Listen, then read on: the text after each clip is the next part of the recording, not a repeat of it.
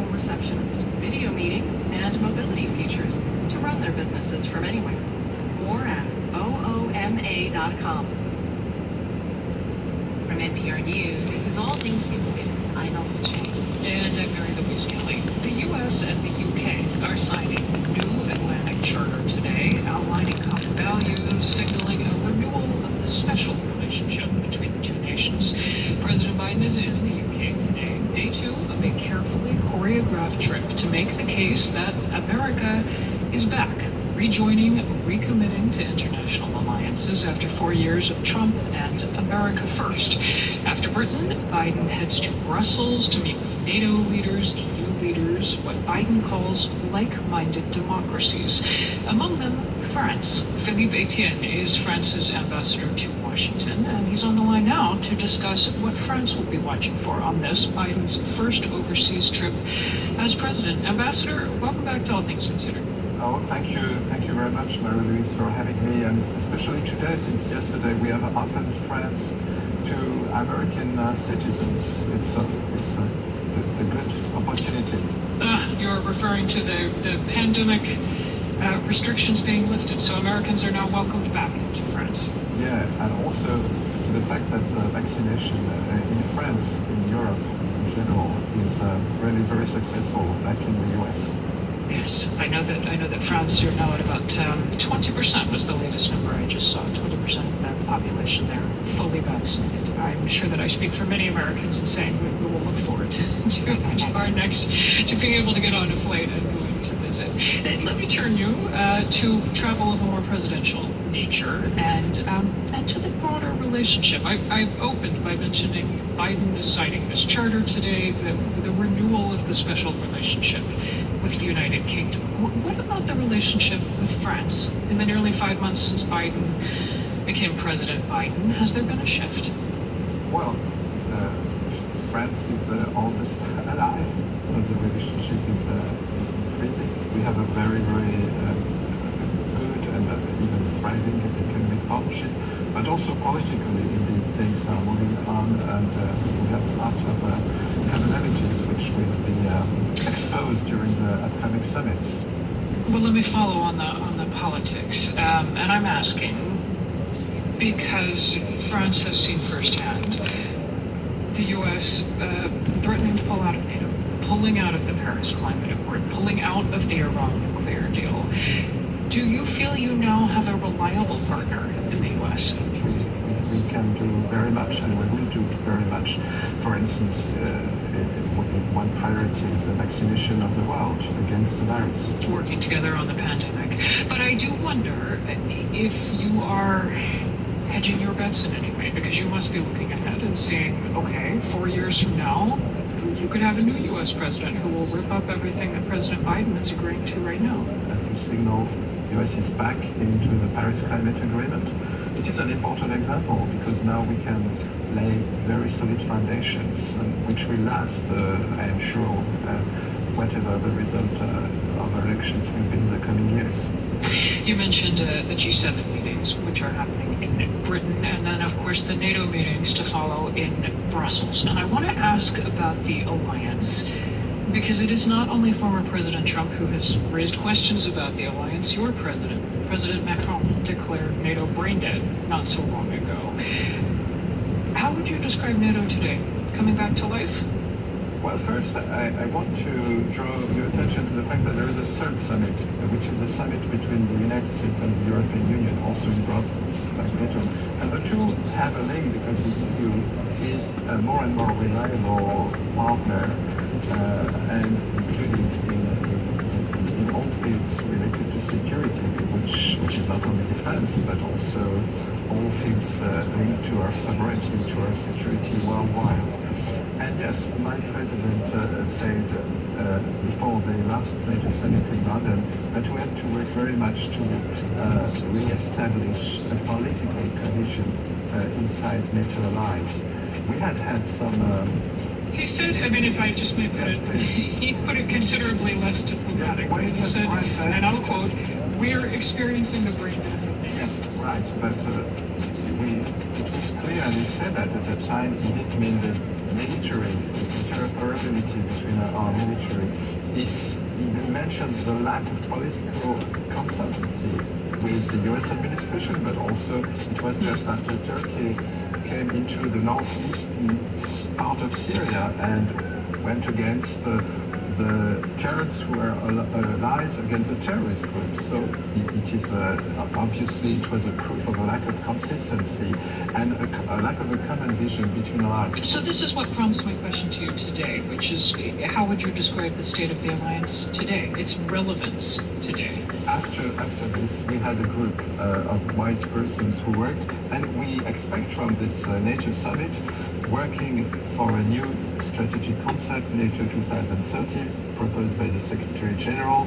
We expect that we will go for more consistency, obviously with this administration, with the recommitment by President Biden to the alliance, to the solidarity between allies is one of the very positive, very important elements. The last stop on President Biden's trip is Geneva, where he will sit down with Vladimir Putin. And I nodded to this. It seems to be very deliberate for you. Biden wants to project. He arrives in Geneva with the full force of Europe's like-minded democracies backing him. That it's not just the U.S. standing up to Putin, taking a firm line with Putin, but all of you. Is that true of France?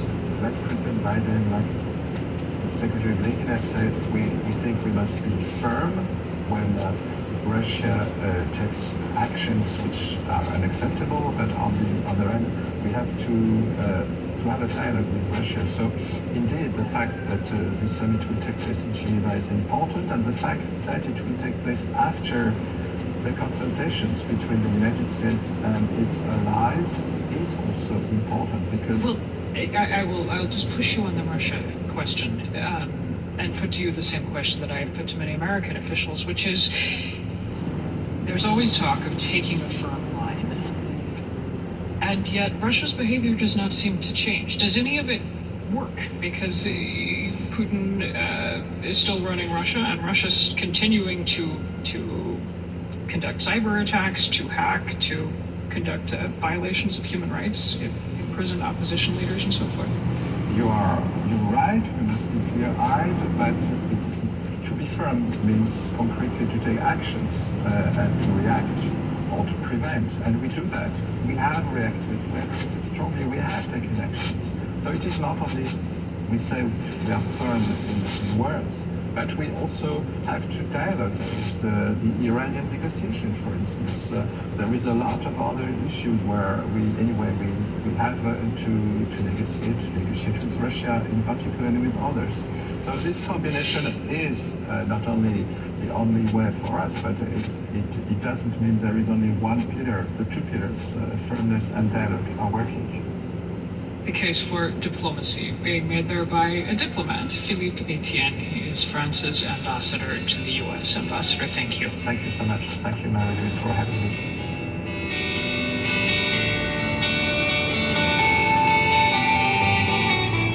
This is NPR News.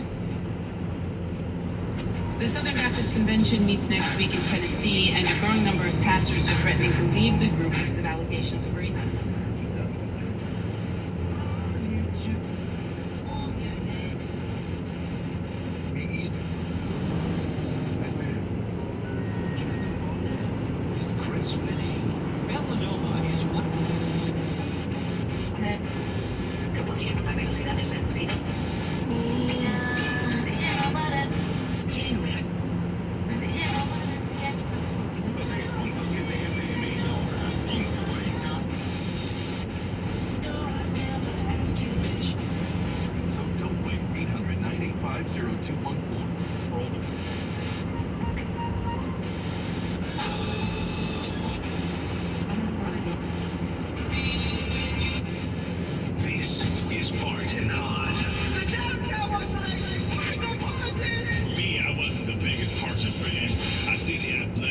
I see the ability to blitz. I see the ability to accelerate through holes in the open.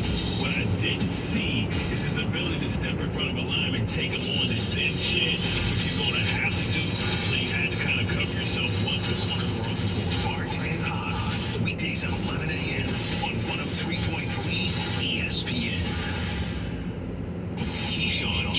Willing Subin. Biggest winners from the NFL draft, America's team, the Dallas Cowboys. They realized that they couldn't get a corner at the 10 spot. They trade down. They still get a defensive player. And Parsons from Penn State.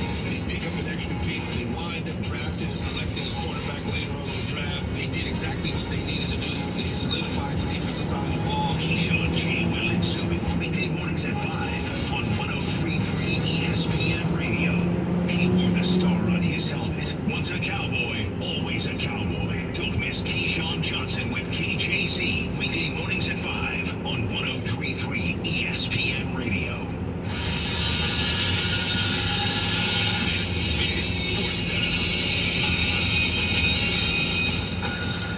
On Doug Brown tonight, we'll find out if the Nets-Bucks series could actually be a series. Brooklyn leads 2-0.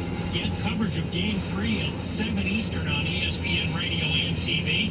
After that one, ESPN will have Game 2 Clippers and Jazz after Utah took Game 1. Jazz coach Quinn Snyder. When you struggle, it's when the ball stops, and they're so good, defensively, staying in front of you. If the ball stops, it makes it a lot harder.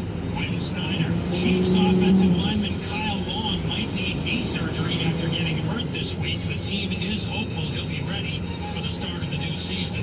Quarterback Justin Fields and the Bears are finalizing a 4-year rookie contract worth almost $19 million. A federal judge in New York today rejected an effort to force MLB to bring this year's All-Star game back to Atlanta. The game was moved to Denver after new Georgia voting laws were approved. And Brad Larson is the new head coach of the Columbus Blue Jackets. He'd been an assistant for 7 years. Coming up Friday, Thursday is a must-win game for the Bucks. So we'll find out if Giannis delivers an MVP performance, especially on the defensive end, or if the Nets' two-headed monster is too much. Keyshawn J. Willing